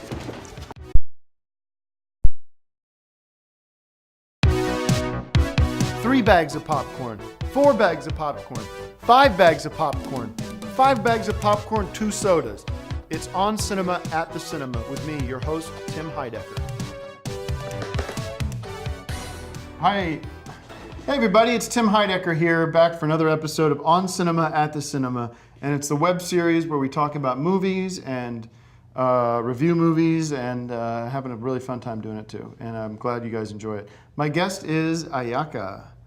Great to see you again. You too. And Ayaka and I are doing very good. We just did this Tough Mudda, it's called. It's a competition where you go and try and compete, and it's a very athletic thing. She's getting me into athletics now. Anyway, and my other guest is Greg Turkington. Greg's back on the show. Hey guys. And Greg, great to have you back. And I love having the two guests. It really creates more of a round table kind of show, and people are loving it. So glad you could be back. And let's just say that Greg and I had a little disagreement a couple weeks ago. We've worked that out, I'm happy to say, thanks to Ayaka, the peacemaker. I appreciate you caring about that relationships are not just about, who's right and who's wrong. And so. All right. But Greg, great to have you back. I want to talk about the movie this week, The Getaway, with Ethan Hawke, Selena Gomez, and Jon Voight. Brett Magna is the name of this main character, must get behind the wheel and follow the orders of a mysterious man to save his kidnapped wife.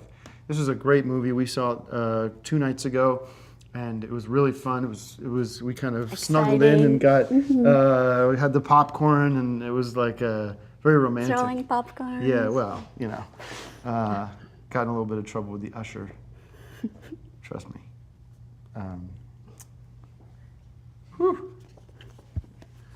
And it was a getaway movie, almost like Richard, what's his name? Not Jon Voight, which is the Steve McQueen. And it was a getaway car chase movie, thrilled and chilled. And what about Greg? I give it 5 bags of popcorn. Yes, 5 bags of popcorn. Tim and Ayaka give it 5 bags of popcorn. Isn't that simple? We're always thinking alike. Well, I disagree with both of you. It's not a great movie. It's, 2 bags of popcorn, I guess. It's not the Steve McQueen getaway. Got it. Okay, well, we disagree on that. No big deal. I think it was a great movie, though. And It the really other movie wasn't. Okay, the other movie we saw the matinee of this the other day is One Direction. This Is Us, and this is a documentary about one of your favorite groups, Yes. One Direction. I loved it. Yeah, they were, and it is for kids, but you know what?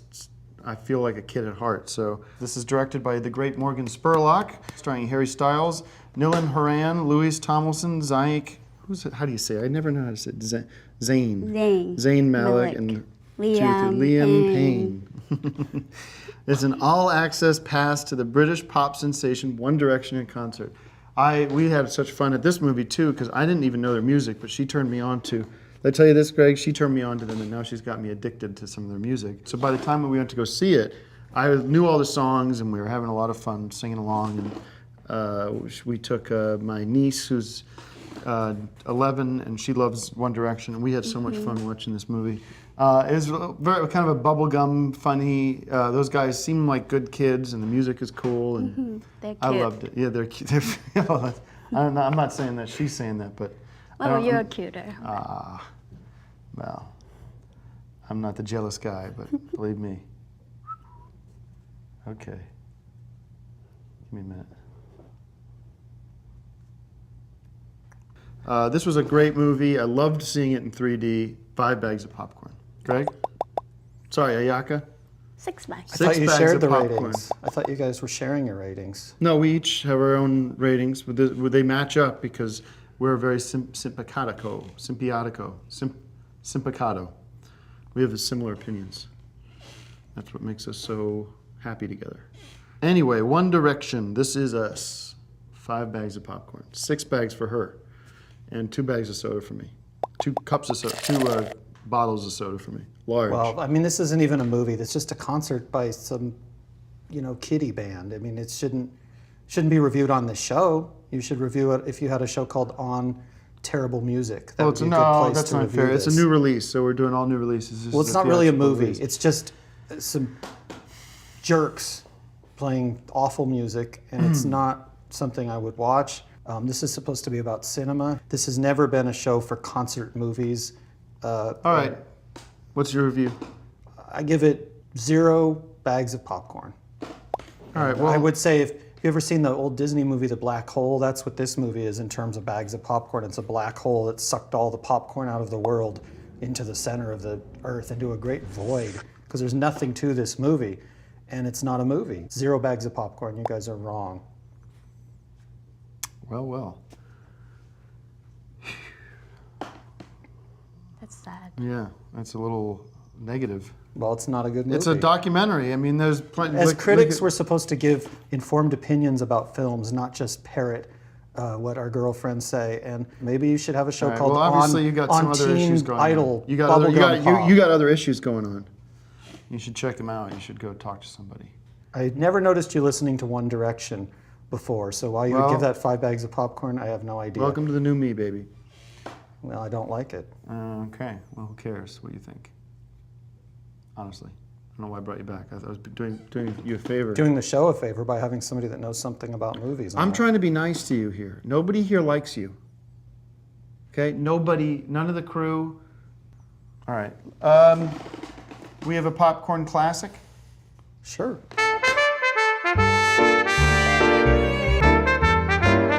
My popcorn classic this week, and this is a popular part of the show generally, was going to be The Family Man with Nicolas Cage, Oscar winner Nicolas Cage, and Tia Leone, who hasn't yet won an Oscar, but there's still time. I love Nicolas Cage too. He's great, yeah. I watched the Popcorn Classics last week where Ayaka hijacked a segment that I created and did Airheads.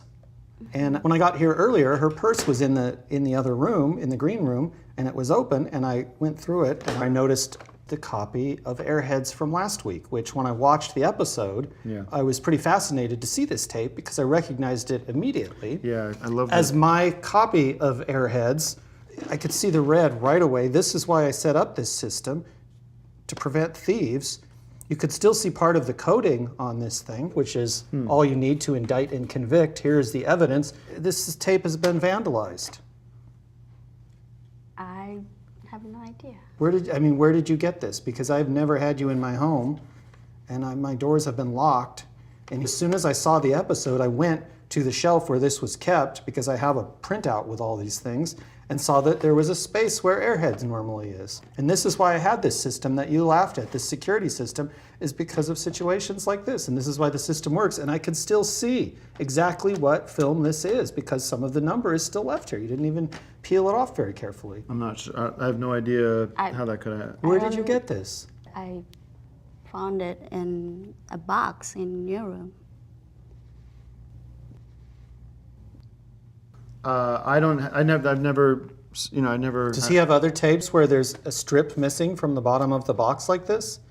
I don't remember. Well, I have never seen that tape except for last week when Ayaka brought it out. I don't know where the she got it from. I'm sorry to curse, but I don't know where she got it from. Well, she says she got it from you. She didn't get it from me. That's all I know. This tape hasn't been in my collection for several months, and if you're going to borrow tapes, you know you're supposed to return them within a week, and certainly return them in good collection. Listen, Greg, you bring in tapes all the time to the studio for different popcorn classics. Maybe that one got left in. I love this movie, but this is not a popcorn classic. It's a different type of thing. It is a popcorn classic. Well, it's a great movie. Ayaka chose it's a great it for movie, one. but it's not a popcorn classic. But it's certainly not a classic now that the tape has been ruined, and I have to find another copy of this. I'm and seeing it's a betrayal that you betray me already by giving my segment to someone else who then is stealing my property and marring it. First time I saw Airheads I actually saw it many years ago in the theater, but the first time I saw that tape of it was last week when Ayaka brought the tape onto the show and showed it. I swear to God. So you're saying Ayaka ripped the tape off of it, you didn't? I don't know where Ayaka got the tape from. It didn't come from my house. But who ripped the red tape off of this? Was it you or was it Ayaka? I told you what I know. Like that. So you're saying Tim did it? Yes. You didn't get it from my house. I didn't. It could not have come from my house. Could not have come from my house. Well, so she's lying. I'm not lying. She's lying about this, and I apologize to you because I don't know how that happened. But you have to come out and tell the truth of whether you found it around here in the studio or you got into his house and took it. I don't know what you did, but you're putting me on the spot here, and I want to say that I don't appreciate it, and you're being disrespectful to the show, and we have big problems. All right. We'll figure this out, Greg. Well, you could start figuring it out by getting another copy of the video and getting me some red tape to repair the coding on it. I didn't take that tape off either, and she has a lot of explaining to do. All right. I'm not exactly sure what we're supposed to do here, so join us next week. We'll get this figured out. Kill the line. I want to ask you, and you tell me honestly, where the did you get that Airheads from? In your room. You didn't get it from my room. I don't carry that shit. I have DVDs. That's what the number from. Let's get this all in.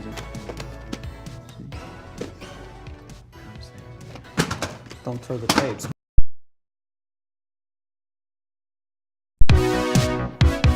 Should I see a movie this weekend? This is as good as a movie can get, and it's so great that they're still making these kinds of movies. It's On Cinema at the Cinema with me, your host, Tim Heidecker.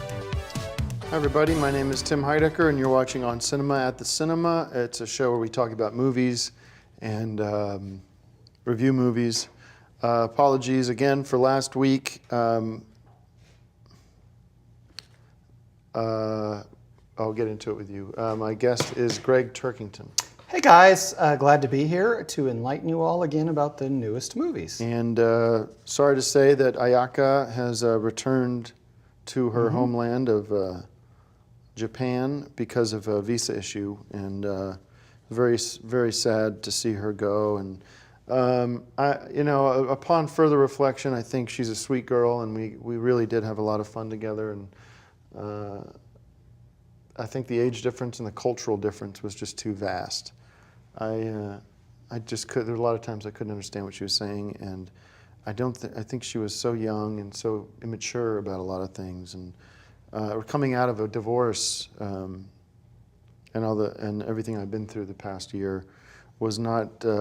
She wasn't the right fit for me, and I had her parents. I mean, the whole thing with people from Japan calling me and trying to get her home. Not really an expert in movies either. I mean, everyone loves movies, and people go to movies for fun, and there's nothing wrong with that, but I wouldn't call her an expert. Definitely not.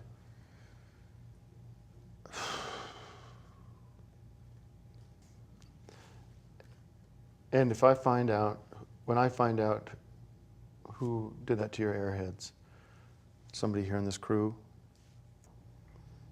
it'll be hell to pay. Well, I think I know who did it, but I got another copy of the movie. That's the good news, and it was easy. Well, because this is my show, I'm covering it. I'm going to pay you for that. It was only $4. It's fine. I'll give you $4. I'll give you $5. There wasn't any tax because I got it on the internet. Okay. Well, I'm saying I'm not going to give you 4 ones. I'll give you a 5, and you can keep it for your trouble. I apologize. Sick of doing that. But I mean it. No, I accept the apology. And one thing I agree with Ayaka on, maybe the only thing, is that Airheads is a good movie. So that was a good choice. It's just too bad that she had to steal it. Okay. Listen, nobody knows who stole it, if anybody even did steal it and do it. Well, 2 people know, but let's let the police figure that out. All right. Anyways, we're not here to talk about that. It's old news. We're here to talk about this is our season finale. We're here to talk about movies. And this week we got a big one coming out called Riddick, directed by David Twohy. T-W-O-H-Y. What the hell? How do you pronounce that? Twohy. Twohy. David Twohy. I killed Tweety Bird from the Warner Brothers cartoons. Looney Tunes. Looney Tunes. Okay. Actor Vin Diesel, we know who he is. And Carl Urban's Katie Skakoff, David Bustadita,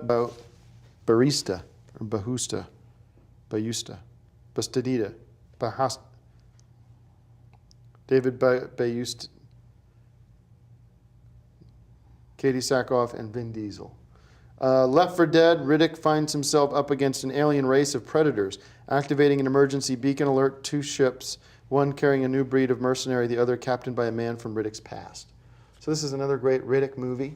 I love this movie. I love Riddick. I think it's one of those great franchises that you have, like Indiana Jones and Jack Reacher and Hobbit, Jaws, Star Wars, Star Trek, James Bond. And Fast and Furious. The Smurfs. The Twilight movies are very popular. Harry Potter. Harry Potter is another big series that really, without it, a lot of the smaller movies like Riddick wouldn't be able to get made. Yeah, interesting. I agree. I think Riddick reminds me of that old story of the little engine that could. It's that movie that everybody believed in enough to happen. And I love action, I love sci-fi, and when you combine those two with Vin Diesel and Carl Urban, then boy, you got a hit. Yeah, I agree. I've seen all the Vin Diesel, well, I've seen a lot of movies, but I've seen all the Vin Diesel movies. I would rank this among his top 3. And that's really saying something because he's made dozens of movies. I would give it 4 bags of popcorn and 1 gallon of soda. Yeah, I'm going to have to agree with you, but instead of the soda, I'd make that a 5th bag of popcorn, and I'd throw in an iron fist, because this movie is exciting. Wow. All right, well, listen, that is pretty much it for us this season. Aren't we going to do a second movie? No, there's no other movies this weekend. Go check out our app on the App Store. If you want to look for an app, it's under On Cinema.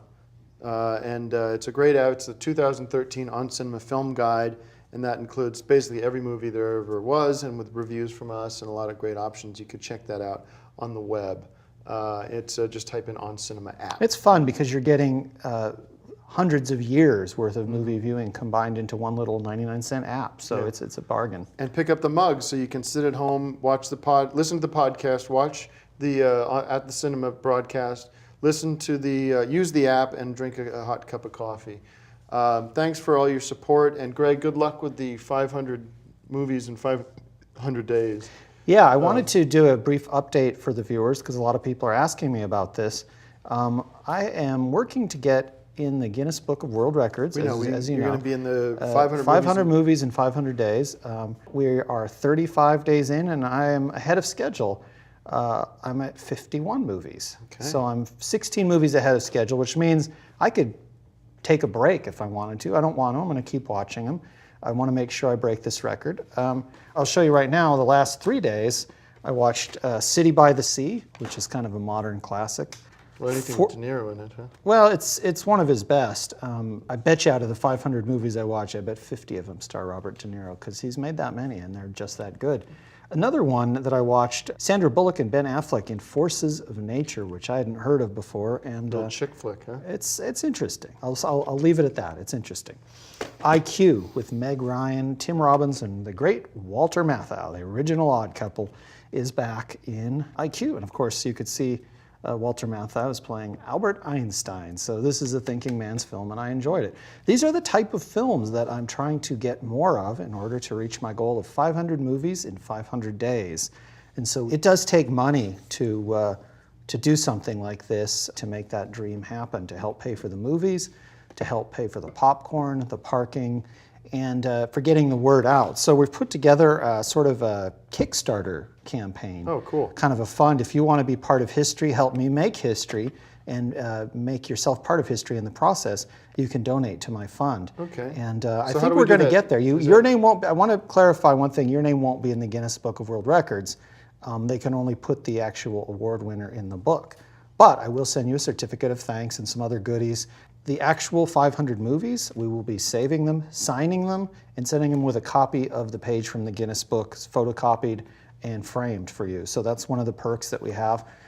It's a good cause to contribute to. Yeah, it sounds like it. So you go to Kickstarter.com and type in 500 movies in 500 days? I don't know what the exact address is. It's on the bottom of the screen right now. Okay. And it would really mean a lot to me. If you've ever gotten something out of this show, pay it forward and help out with this campaign.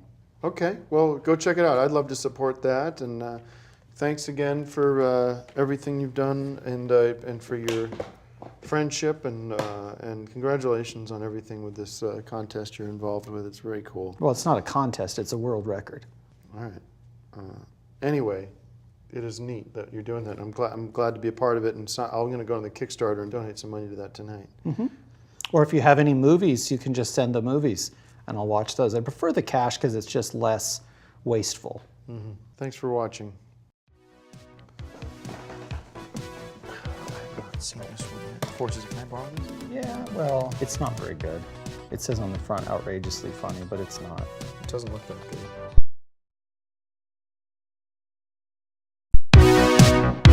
This is a great movie. You're not going to regret it. You're going to want to skip this movie. Have you ever wondered what movie should I see this weekend? Well, we're here to help. It's On Cinema at the Cinema.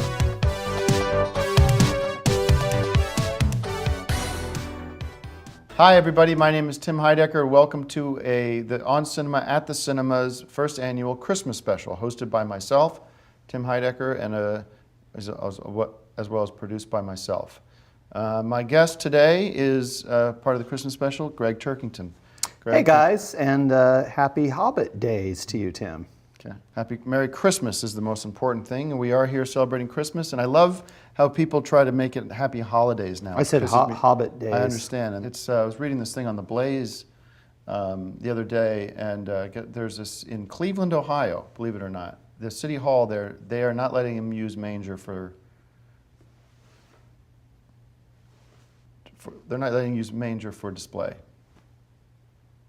I mean, what's going on? What country is this? That's my only point. I do want to give a shout out to a friend of mine down in Austin, Texas, Jeff Stringer. I was down there a couple weeks ago.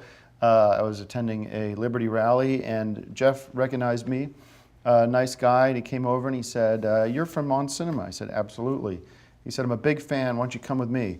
And I followed him about 6 blocks and walked into a cowboy store, a Western store, which they have a bunch of down there. He sized me up and found me these cool boots. I think they're ostrich. And, yep. Okay. All right, well, let's talk about our movies this week. I got a couple of great movies to talk about. Very excited. The Hobbit, The Desolation of... The Hobbit, yes. The Hobbit, The Desolation of Smaug.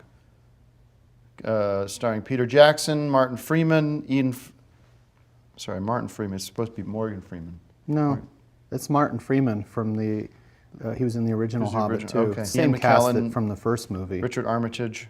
The dwarves, Bilbo and Gandalf, has escaped the Misty Mountains with the One Ring.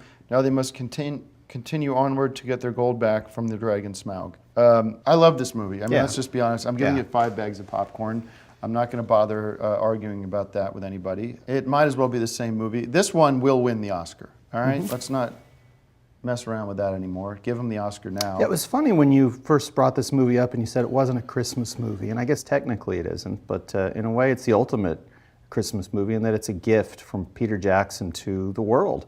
I was a little disappointed in it, disappointed that it didn't come out earlier, because I've been waiting for this movie since 5 minutes after the last one ended.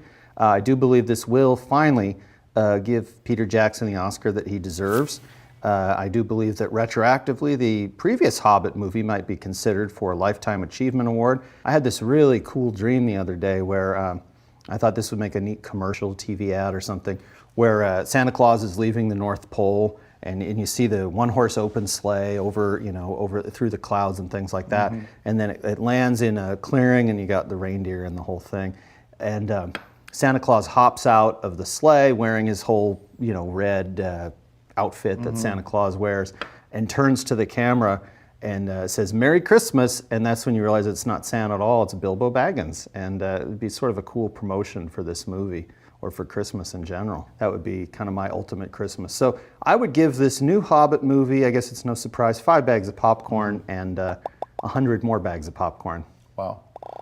I'm also going to give The Hobbit, The Desolation of Smaug, the rare 5 bags of popcorn with an additional 5 bags,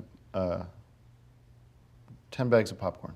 Well, I gave it 100, so that's probably... Anyhow, we're going to jump on to another great movie that came out this week, Tyler Perry's Amadeus Christmas. I thought you said Amadeus Christmas. Remember that old movie, Amadeus? That was a big Oscar movie as well. Well, maybe that'll shine some luck onto this one. Director is Tyler Perry, and also starring the Tyler Perry with Chad Michael Murray, Larry the Cable Guy, and Kathy Najimy, Indian name. Medea. This is a Medea movie in which Medea turns a small town upside down. When she's persuaded, she turns a small town upside down. I thought this was a poem. When she's persuaded, why can't I read this? It's a Christmas movie, essentially, and... No, I'm looking at it, and it's... Medea turns a small town upside down when she's persuaded into helping a friend pay her...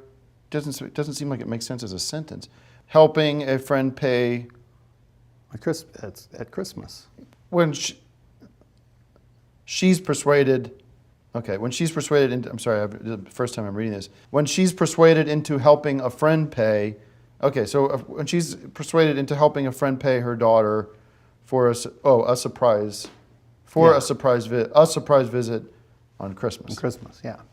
It's a Christmas movie, and if you've seen these movies before, you'll love it. I got to say, I was a little distracted when I was trying to watch this one because my mind was still on The Hobbit, which we'd seen earlier that afternoon, and I kept seeing Bilbo in my head and sort of wondering how the whole trilogy is going to end, although I have read the book. Rating? For The Hobbit? Sorry. I was thinking about The Hobbit again. For me, I give it 5 bags of popcorn. I'm excited because this is really sort of the first black Christmas movie. And well, I mean, Larry the Cable Guy isn't black, and he was in it. Well, it's a black-themed movie.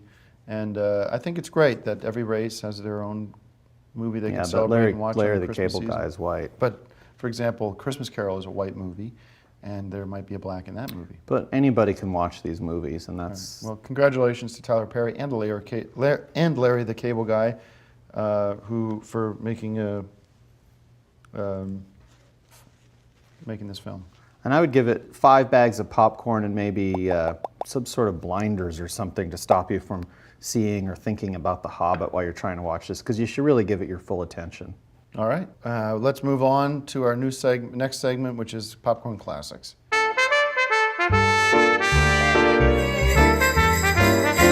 Our popcorn classic today is Christmas with the Cranks. If you've seen this before, you know that Tim Allen is hilarious, Jamie Lee Curtis is hilarious, Dan Aykroyd is always hilarious, Cheech Marin, hilarious, Jake Busey. Son of Jack Busey. Son of, and this is based on the novel Skipping Christmas by John Grisham, who's kind of a spy guy. If you like spy movies, I'm a big Bond head. This is just a fun, sort of an instant family classic, and you gotta see it. And that's starring Dan Aykroyd as well. It really tears it up in this movie and is a lot of fun to watch. But all the best to Tim Allen, and Merry Christmas, Tim Allen. Merry Christmas, Jamie Lee Curtis, too. The always beautiful Jamie Lee Curtis. She adds a little bit of spice to this. It's still a family comedy, but, you know, let's face it, she's a good-looking woman. Mm-hmm. Very sexy, and I love seeing her in the yogurt commercials. I would like to now just jump into our Christmas gift on cinema gift exchange.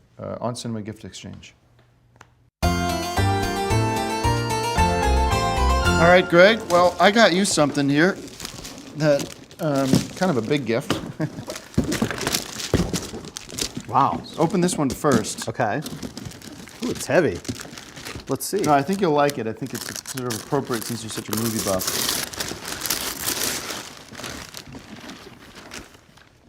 That's a Blu-ray player. It's a brand new Blu-ray player, and that's like the highest technology in terms of DVDs.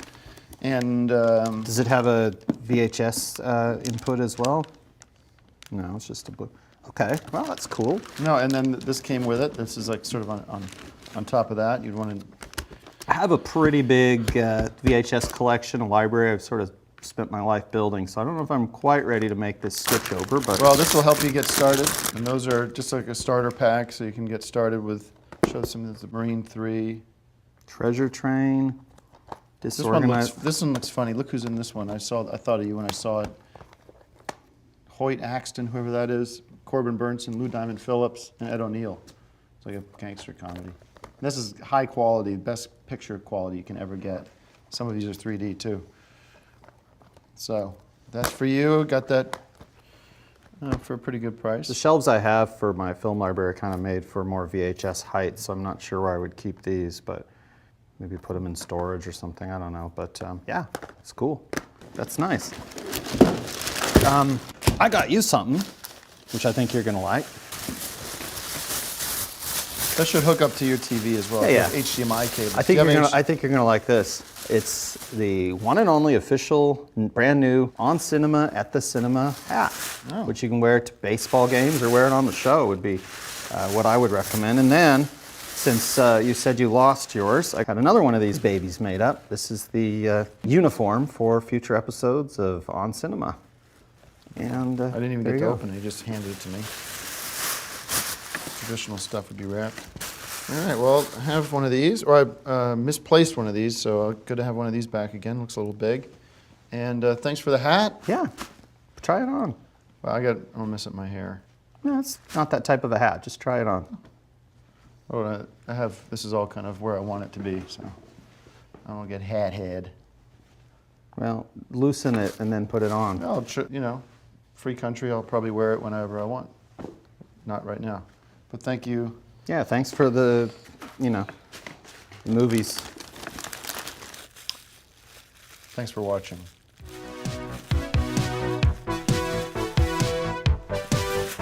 I'll see you next year.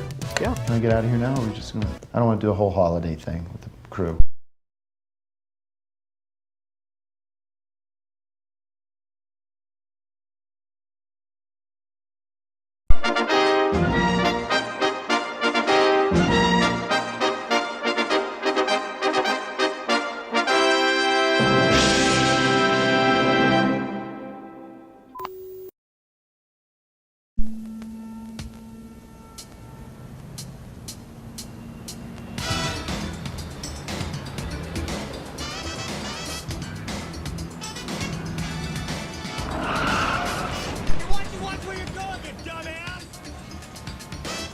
Dumbass on you!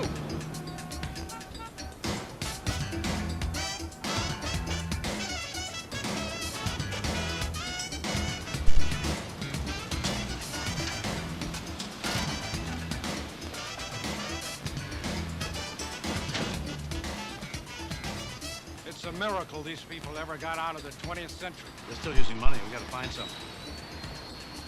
Spot, the rest of you stay here. And the rest of you break up. It looked like a cadet review.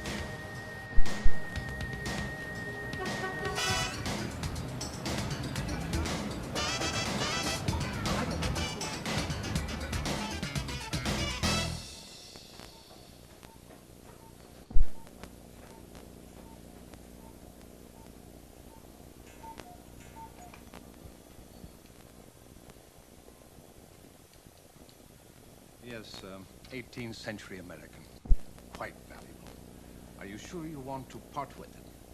How much would you give me for it? Excuse me. Weren't those a birthday present from Dr. McCoy? And they will be again. That's the beauty of it. How much? Well, they'd be worth more if the lenses were intact. I'll give you $100. Is that a lot? All right, that's all there is. So don't splurge. All set? Good enough. So, Spock, here we are.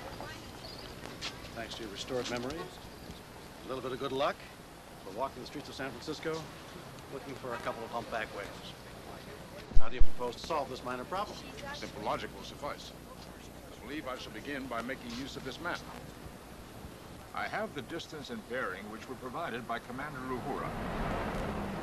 If we juxtapose our coordinates, we should be able to find our destination, which lies at 283.7 degrees. I think we'll find what we're looking for at the Station Institute in Sausalito. A pair of humpback whales named George and Gracie. How do you know this? Simple logic.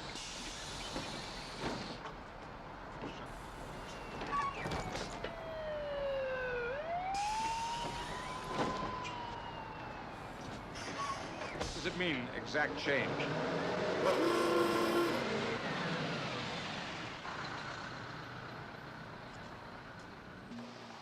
You mind telling me how we plan to convert this tank? Ordinarily, I could do it with a piece of transparent aluminum. I'm afraid you're a number of years too early for that. I know. We got to find the 20th century equivalent. But where?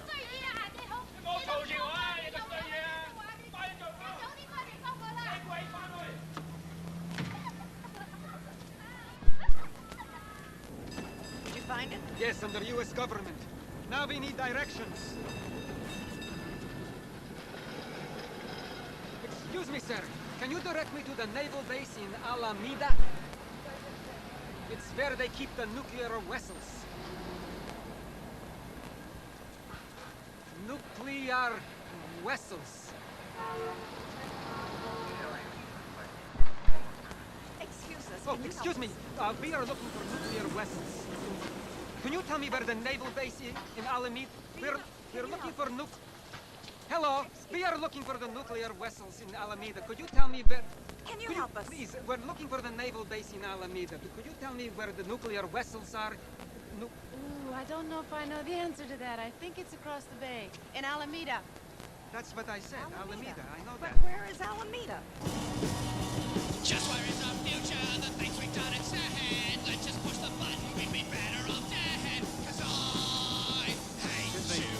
And I berate you. Excuse me. Do you mind stopping that noise? The sins of all our fathers be dumped on us, the sons. The only choice we're given is how many megatons. Excuse me. And Do you I mind stopping that damn noise? And I say screw you. And I hope you're blue too. We're all bloody worthless.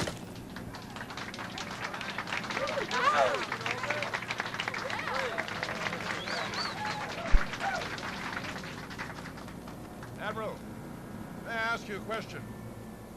Spock, don't call me Admiral. You used to call me Jim. Don't you remember Jim?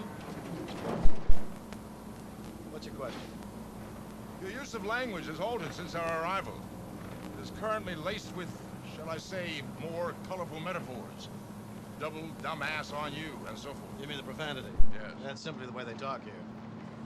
Nobody pays any attention to you unless you swear every other word. You'll find it in all the literature of the period. For example? Well, the collected works of Jacqueline Suzanne. The novels are Harold Robbins. Ah. The Giants.